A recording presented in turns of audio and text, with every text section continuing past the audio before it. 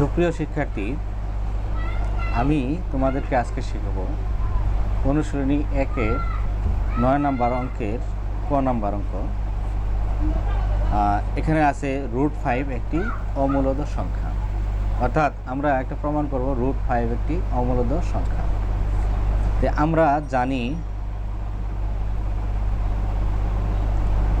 জানি এই 1 থেকে এই 5 সংখ্যাটা বড় এবং 9 থেকে ছোট, এটা তো আমরা সবাই জানি।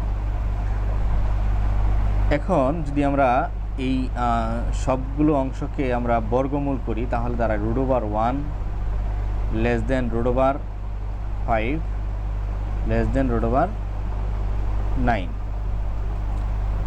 অর্থাৎ 1 লেস দেন √5 লেস দেন 3। তাহলে আমরা জানি 1 থেকে 3 পর্যন্ত আমাদের পূর্ণ সংখ্যা হচ্ছে 1, 3 এবং 2। এই √5 নামে কোনো পূর্ণ সংখ্যা আমাদের নাই। তার মানে এই √5 সংখ্যাটা পূর্ণ সংখ্যা না, একটা ভগ্নাংশ সংখ্যা। এটা আমরা স্পষ্টত প্রতীয়মান হইলাম।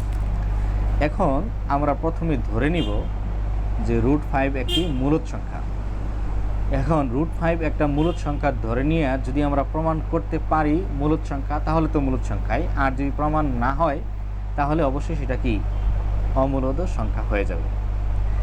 তার আগে আমরা জানি যে মূলদ সংখ্যা অমূলদ সংখ্যা কি, সেটা তো আমরা অবশ্যই জানি। তারপরে দেখি যে সকল সংখ্যাকে p/q আকারে প্রকাশ করা যায় তাদেরকে মূলদ সংখ্যা বলা হয় এবং কিউর মানটা হবে 1 থেকে বড়।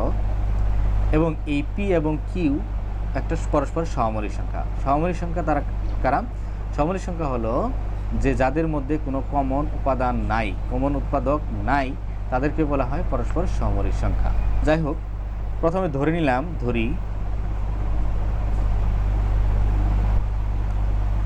এই √5 একটি মূলদ সংখ্যা।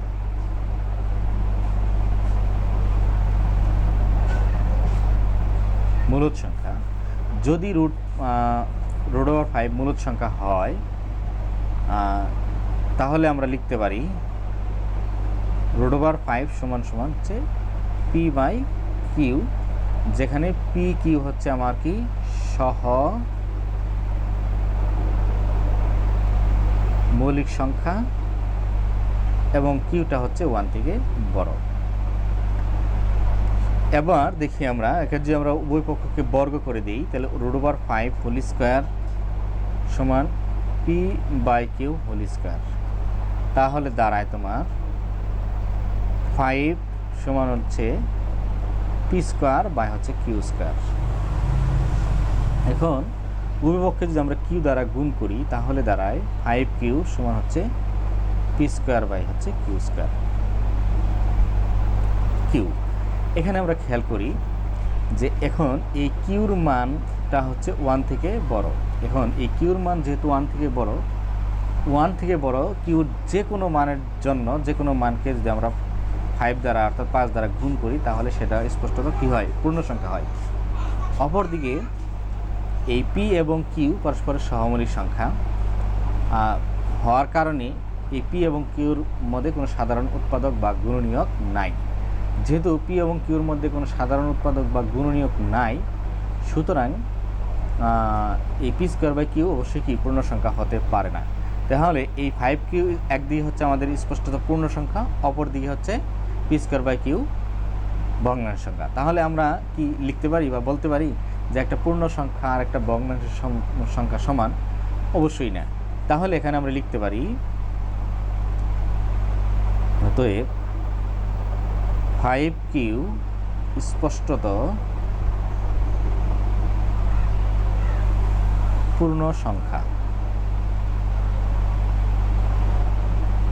কিন্তু p²/q পূর্ণ সংখ্যা নয়। সুতরাং 5q p²/q এর সমান হতে পারে না। যেহেতু এই 5q-টা পি স্কয়ার বাই কিউর সমান হতে পারে না, সুতরাং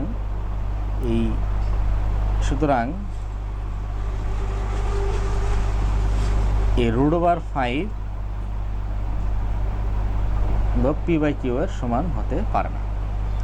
সুতরাং আমরা লিখতে পারি কি, যে রুট ওভার 5 একটি কি সংখ্যা, একটি অমূলদ সংখ্যা, যার কারণ হলো এই রুট 5 পি বাই কিউ এর সংখ্যা না, রুট 5 পি বাই কিউ সংখ্যা না হওয়ার কারণে রুট 5 কি হতে পারে না, মূলদ সংখ্যা হতে পারে না। যেহেতু মূলদ সংখ্যা হতে পারে না, সুতরাং এটা কি, তাহলে অবশ্যই কি অমূলদ সংখ্যা। আশা করি বুঝতে পারছো সবাই। ধন্যবাদ সকলকে।